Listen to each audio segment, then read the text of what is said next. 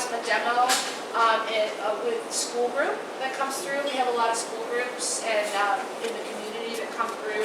So this is a nice teaching opportunity to give the students a little more responsibility. And so this ties into the students are all able to have a dialogue about the physics of plasma and explain it to all different types of people, including those students. So that takes some special skills. In the summer, we run a one-week workshop, plasma workshop. I have a history before I was working at Salem. I was working up in New York for a bunch of years, teaching artists how to blow glass. And there was a lot of fabrication. I was pretty heavy-handed as an instructor with having to do some of the glass blowing. So in that summer workshop, we have a lot of artists who come from all over the world and come to Salem to make plasma. And I have a team of students to come in and help me, and they work directly with the students who are professionals and help them with the glass blowing. They do a little like fabrication and a little like teaching. So here's Grayson in the front, and then Jeremy in the back working with Francois, who's a neon vendor out of Montreal, or Quebec, I think.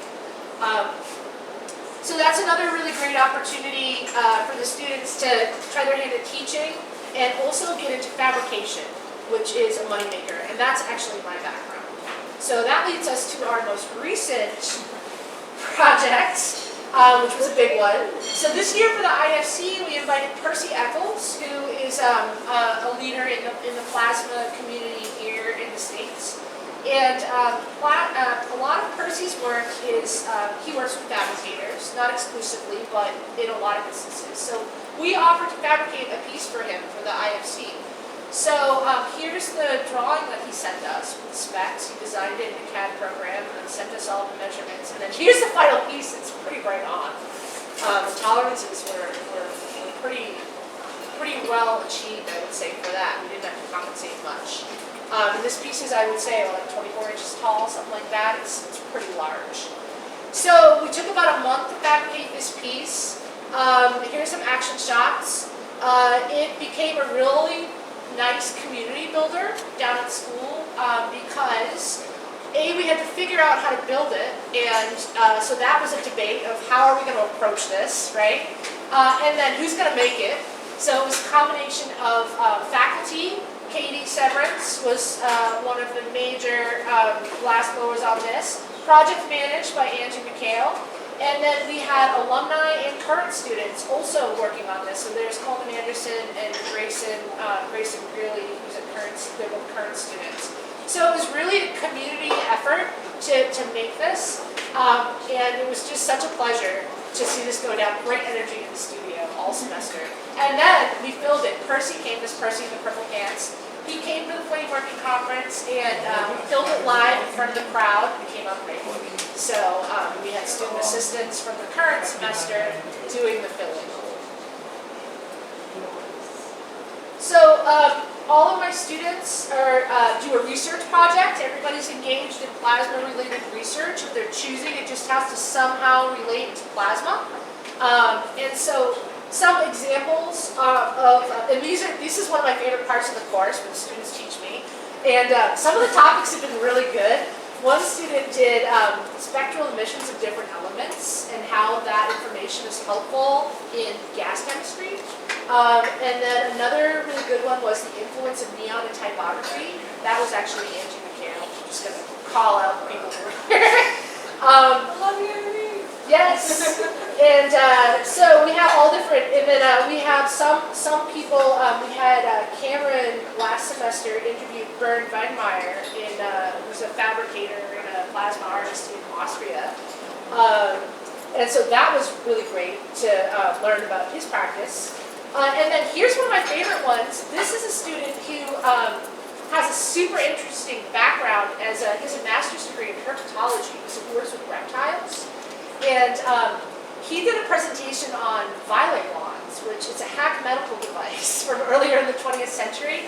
And he said he's actually used one of these on reptiles before in some situation. Because I guess you can't use it on people, but you can use it on animals. I don't know how that works, but he collects these, and so he brought in an antique one and gave us a whole background on the history. What word did you say it's called? It's a violet wand. Okay. Yeah, and it's like a hack medical device from the early 20th century that was marketed for, I guess, like skincare and stuff. Yeah, so that was pretty cool. So I try to lead by example as an instructor and share my personal research with the students, and so I want to share a couple of resources with you all today. I work with Geeks, the Glass Education Exchange, which is an educational startup that started during the pandemic as an online resource to build community and to center on her voices in the community, and also to provide us a hub for resources. So we have what we call the Resource Exchange, which is our attempt at like an online living textbook of teaching materials that's free and open source and accessible to everybody who wants to access it. So here are some of I make open source designs that you can 3D print and that kind of serve the needs of a glass studio. So some of the examples for some of those designs are during the pandemic. I made this face mask part here out of 3D print. It's 3D printed with instructions, and I circulated that in the community.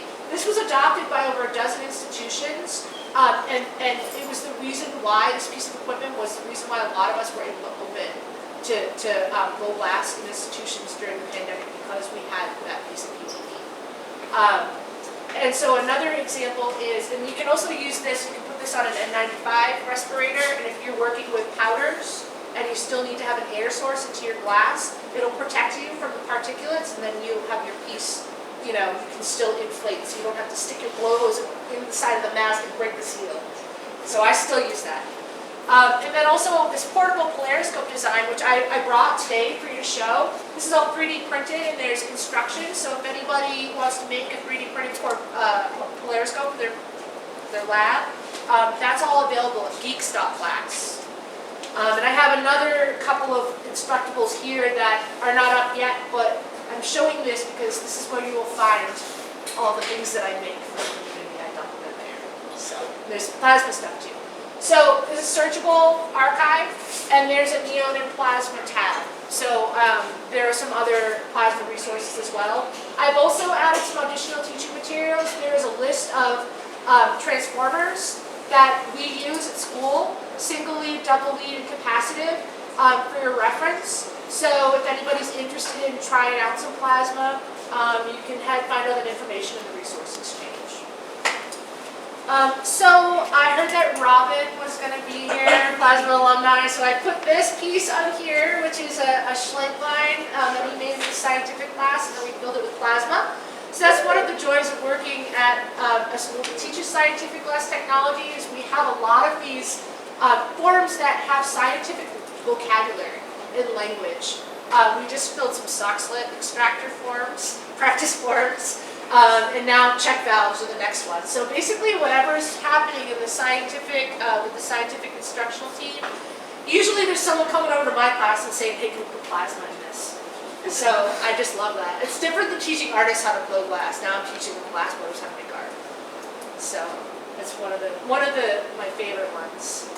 And at the end of the semester, where we would have a final critique, we don't use the word critique, we call it Plasma Fest. And we just light up all the plasma and like basically have like a little opening. We invite the community to come in and we can interact with the plasma. So that's a little bit of what we're doing at school. I'm going to give this video a second shot here and see if I can play it. It's really a shame it's not wanting to. Just give me a second here. Does anybody have questions while I'm fiddling with this? What type of glass to metal connections do you use on your plasma manifolds? So we have grounding pin, tungsten grounding pin. Are you talking about like for what parts? On the manifold itself to get the lecture model connected to the glass Oh, manifold. those? Swage lock. Swage lock, what's the, Ultrator. Yeah, Ultrator, yeah. Although I gotta say, on the lecture bottle ones, we cheaped out. I have some McMaster parts on that. Because we didn't have the budget at the time, but now we do, so we're upgrading. So what's happening is my USB drive doesn't want to record. Right? It's like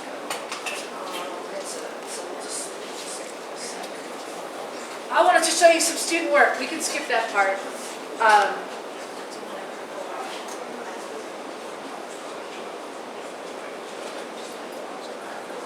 We can just look at this stuff. Yeah, we got plenty. All right, so you know what? Sorry, we're not going to see student work. You'll see it on the internet. Actually, it's a video that I made for the Plasma Art Alliance for the gas conference. It's going to be shown at the gas conference, so you can see it there. And Carrie, where's Carrie?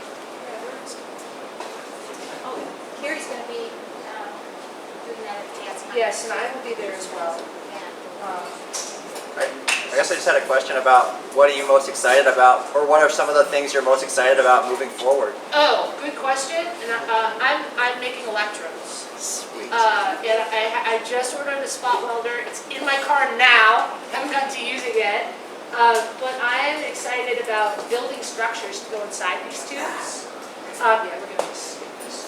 I want that.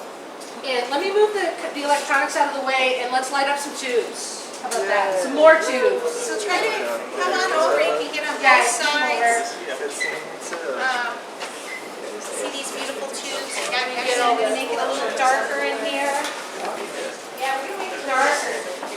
And if you have safety glasses, come on.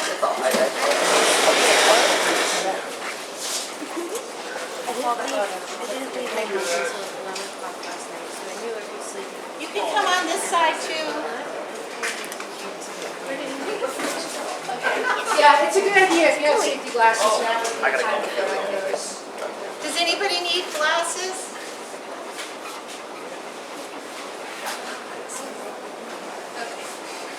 Okay, so I've got a selection of tubes.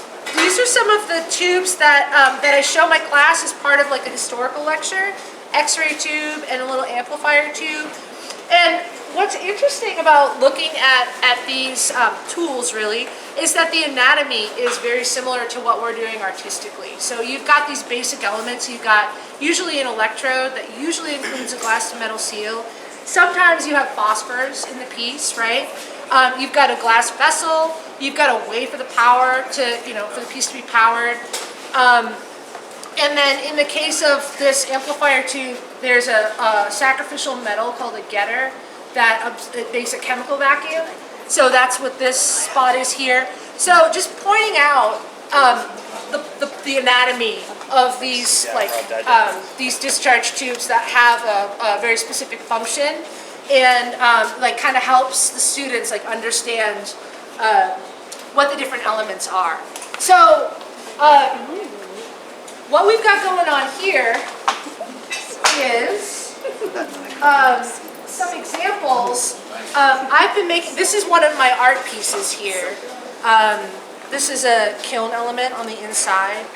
And I have all of these plasma pieces wired up with a sensor, a proximity sensor, on a relay here. So because one of the issues that we've had, there's a lot of supply chain issues, especially recently with plasma. There's not a huge market for, I'd say it's like a hobby market, kind of.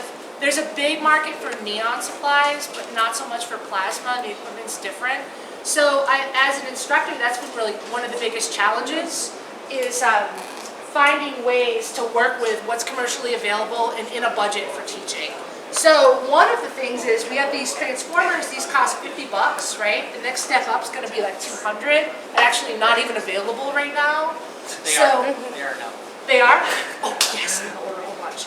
Yeah, everybody's Okay, so anyway, but also for class, right? You got to think you got like 10 students. You can't be spending $200, $50, right? But these overheat, and they're not great for high pressure plasma, which is this kind of thing, lightning in a bottle kind of effect. So the workaround that I found was using a sensor and a microcontroller, and I found this power strip that has pins on it, so you can basically just write a program to control it with a sensor. It turns off. So these are wired. That's why I have to keep Maven in front of the sensor. They're programmed when you activate the sensor to go on for 45 seconds, and then that's usually enough to interact with the plasma in like an exhibition setting. And it's a short enough time that it keeps the equipment from overheating. It extends the life of the transformer. So we used these at the International Flame Working Conference this year for our display. We had no problems. Everything lit up the whole time, which was great.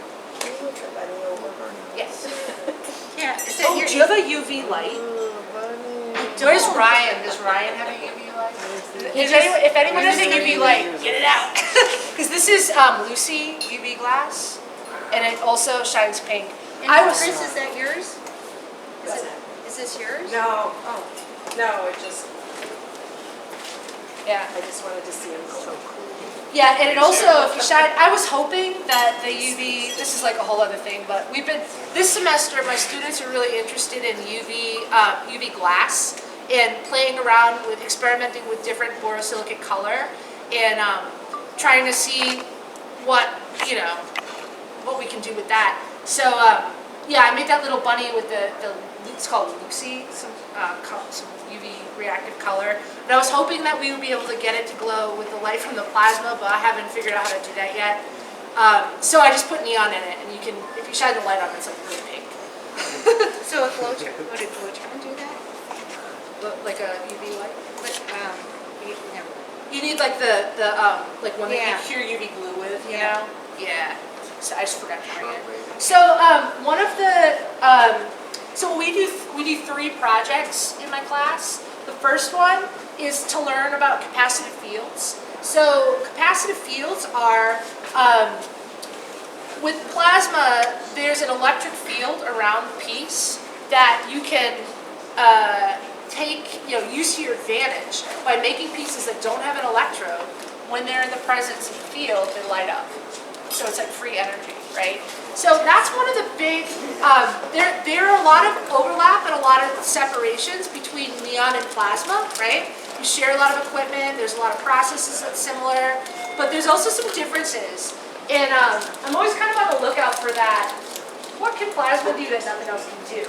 So capacitive field is one of them. So in traditional neon, a typical neon piece, you would have 2 electrodes, something like this, right? And then your transformer would have 2 wires, a positive and a negative, and it makes a circle, a complete circuit. Plasma typically just has 1 wire coming out of the transformer. And then the plasma grounds, it grounds out through the free electrons in the air, or if you're touching it, through your body, which is essentially a sack of salty water, right?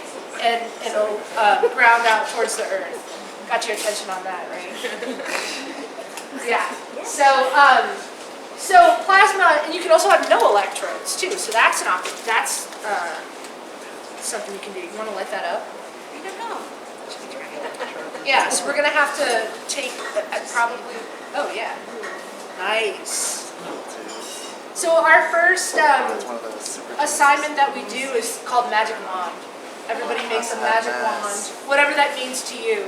So some people, depending on your glass blowing skill, it might just be something kind of simple, like a bunch of Marias on a tube.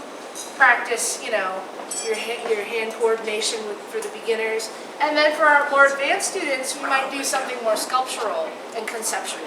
So there's kind of room to interpret that project whatever way you want. Yeah. That's very cool. One of the things that's really awesome about working with scientific glass blowers is I can just give them a drawing and they can make it. Electrons have that. So, Isn't is that cool? We're gonna make these cakes. Yeah. This is where we're going. This is your with this. next assignment. Yeah. This isn't actually. Oh, great. Okay. So why don't you send it over Like here? one of the dudes who was there for years would have never listened to Yeah. Hey. Yeah. And we I'll also show you some different. have some cute little geysler tubes. Oh yeah, Geisler tubes. Do you want to pass So- this around? Sure. No, let's not. Well, maybe not. Yeah. Here, but put it on the phone though. Yes. Okay. So I can show. Oh yeah, Angie's got a great piece.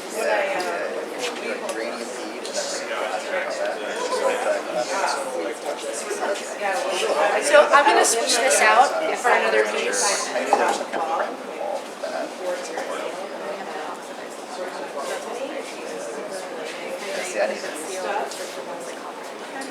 know, like I have to try.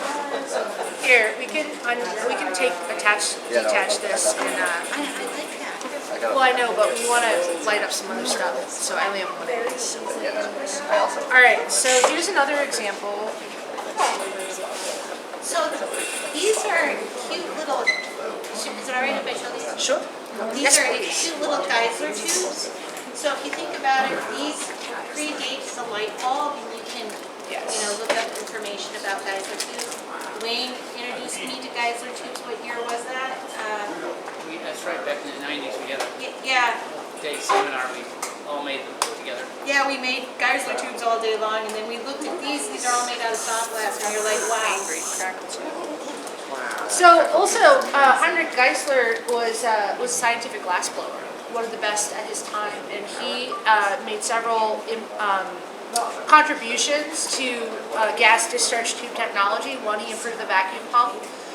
Two, he was such an excellent glassblower. He was like known for his tubes, which is his research tubes, which is why they're called Geisler tubes. Because give me one of those Geisler tubes, it's the best around, you know.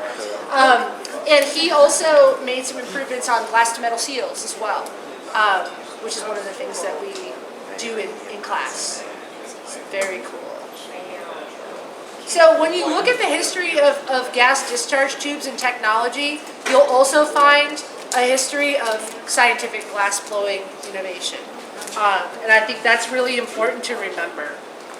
Who's doing the inventing, and then also that like our jobs as glassblowers is not just to blow the glass, it's also to make recommendations for how we can improve the project too, when appropriate, of course. I do want to show this one is. Was he? Oh, Wayne says that Geisler also was one of the first to use phosphorus on that too. So, also we can get this polariscope going. Well, let me show you this while we're lighting stuff up. So I've been teaching plasma for about 7 years, and I started teaching at Salem before we even had a system. We had plasma at the IFC one year, and then I gave an assignment on my students made plasma. I brought it up to New York, and David Avalon pumped it all, and we brought it back down to school. Now we pump our own. But I've been teaching up in New York. My background is as a fabricator for the fine arts world. I make sculpture, large-scale flamework sculpture for the Biennale circuit, and work with like artists in contemporary art. And so I've been working with artists and trying to teach them how to blow glass. Now I'm teaching glassblowers how to make art. And Angie's a great example. Angie's been to art school and she's been to glassblowing school, so she's like kind of the perfect blend of both of those skill sets. And this is a great example of the type of work you wouldn't see an artist who's just been blowing glass for like a year doing this kind of technique. So somebody to watch. Plasma. Angie, are each of those arrows their own little tube? Their own Yes. little fill? Yes, Wow. so the arrows are completely separate chambers with different fills. We're actually at Salem sort of in me and Devin Shields are in a little bit of a competition right now. Who can make a plasma piece with more chambers? Yeah. Yes. I love that. The arrows are a good method. That's what I definitely want to talk to you about that. So we'd like to like figure something out where we could go down there. But yeah, it's so each arrow is its own chamber, and it's funny because it's kind of like when I went to Salem, I had already been doing plasma, and I wanted to learn how to jacket stuff to do double fill plasma pieces, and that was kind of like the first step. Like it was like the most obvious thing, and then this piece was, I feel like, the culmination of the scientific degree because I was like, able to do that initial idea, but in a way more artful way than what I had, Than a condenser. Well, yeah, when you don't know what's possible, you don't know what's possible. Yeah. When you start to figure out what could be, then you get into the weeds. Yeah. Yeah, the base too is something that's been really helpful. I was just saying to Chris, I was in a class with Bob, and he was explaining, different ways that Bob Russell at SEC was explaining different ways that ground joints are applied in scientific glass. And I've seen pieces that Wayne has done before where you've used the glass joint to add a piece that's capacitively lit. So I started to use that to make bases, basically. And the bases that I've made are really nice. They're sturdy, they're glass, they're like a little bit more considered, but it's super easy. You know, like if I want to like sell this to someone, you just have to slide the wire up in there, and the glass is insulating. It's not going to catch on fire, and it just, yeah, it keeps it nice and Slick. clean. Yes, thank you. Slick. So the hair is green because there's phosphor in there. So to fill the piece, the arrows are all connected at one filling point that then gets connected to the main line. So I've been able to fill the whole thing at once.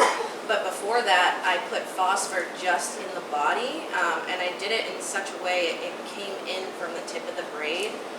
So I was able to get this nice ombre where it's like mostly green up here, and you get like a little touch of green down like in, you know, different parts where it's like migrated, but But the phosphor Maybe was she's area first. over there too.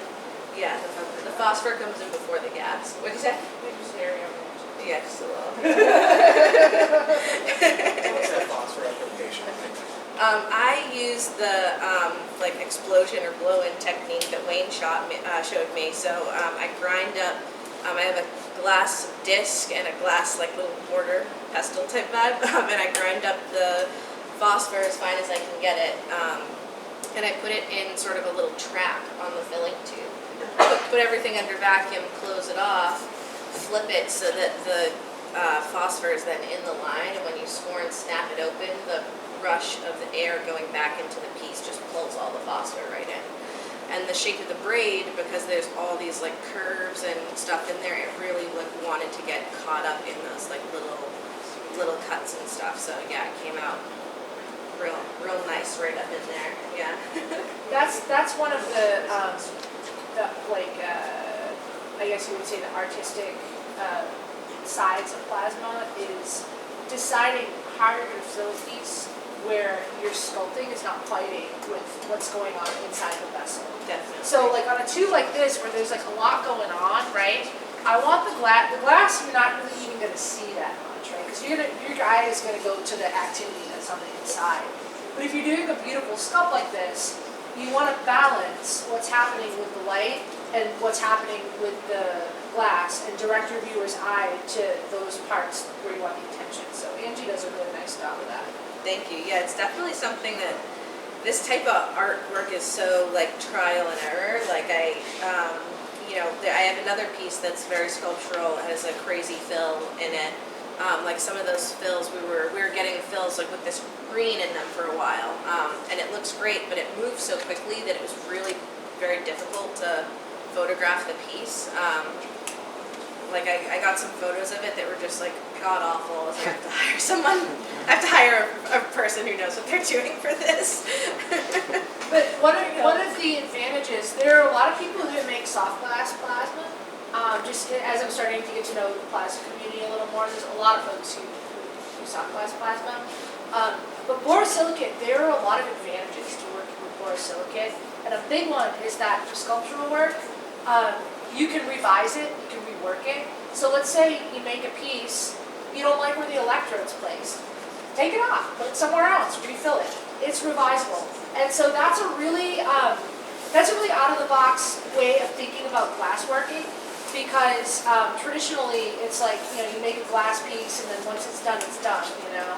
But with borosilicate, you always have the option to like revise it, edit it, repair it.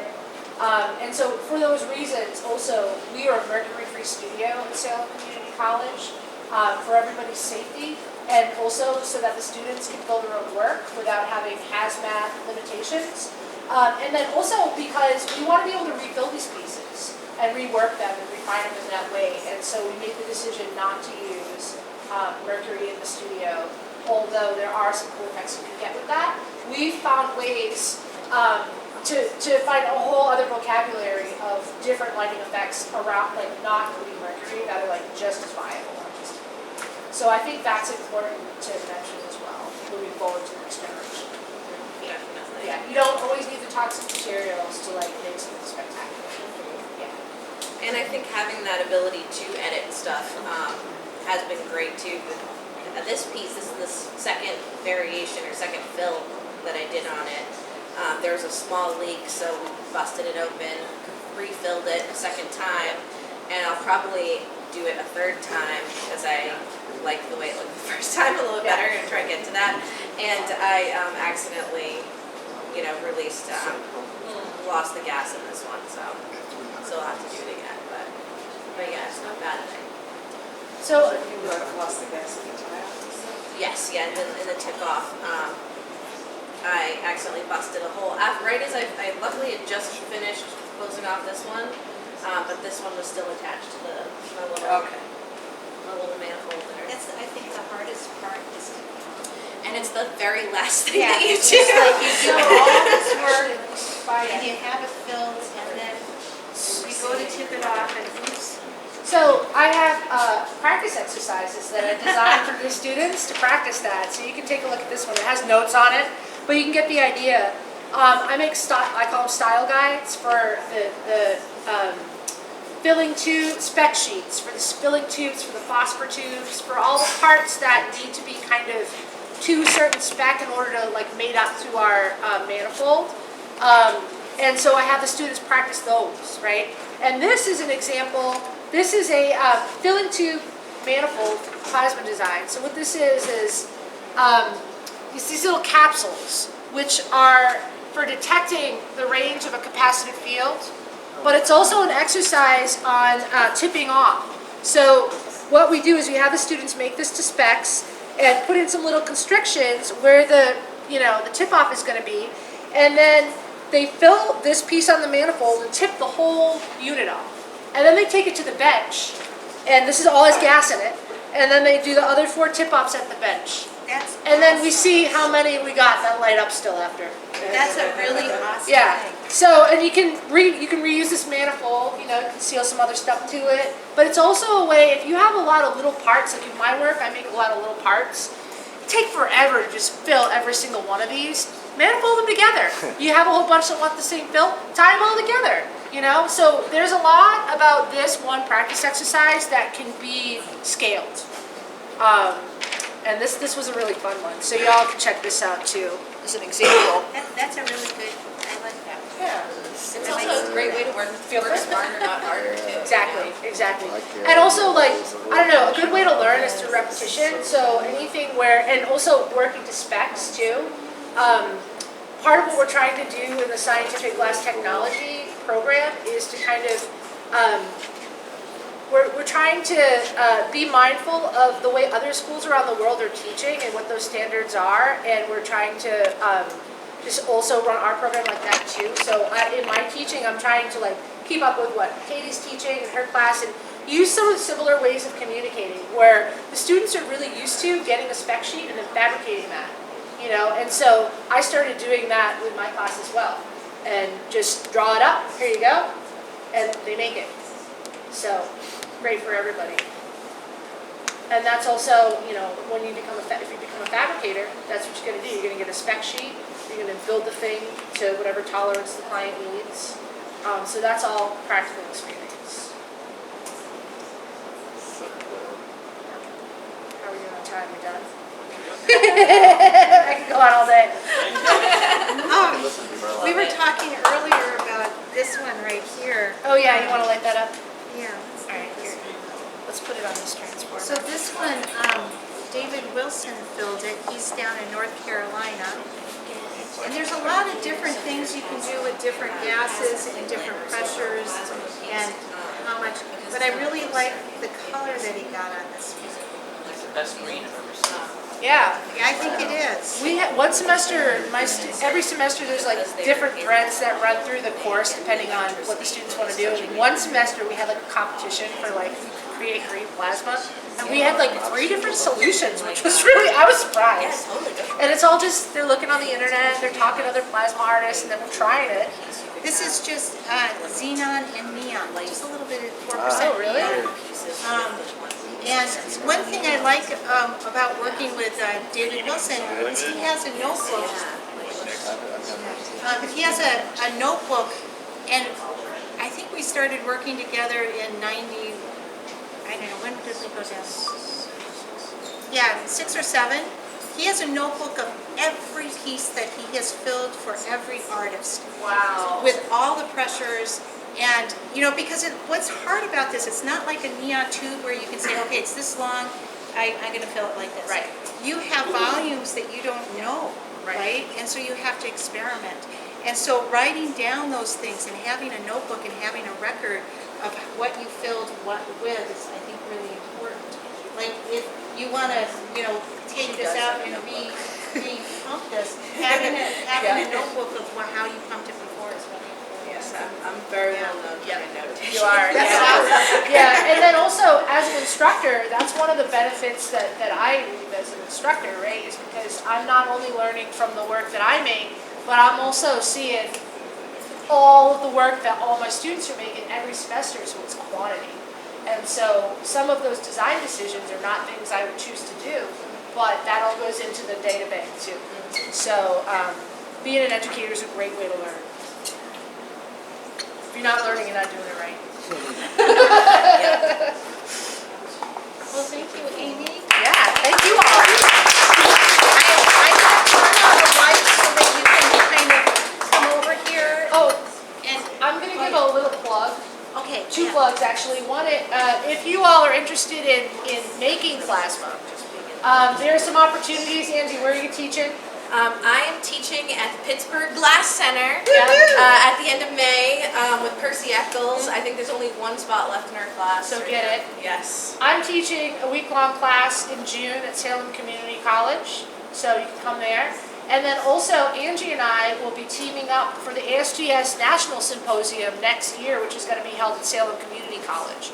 So become a national member, put it on your calendar, attend the symposium, and come make some plasma with us. Oh, hey, Gary. Oh, and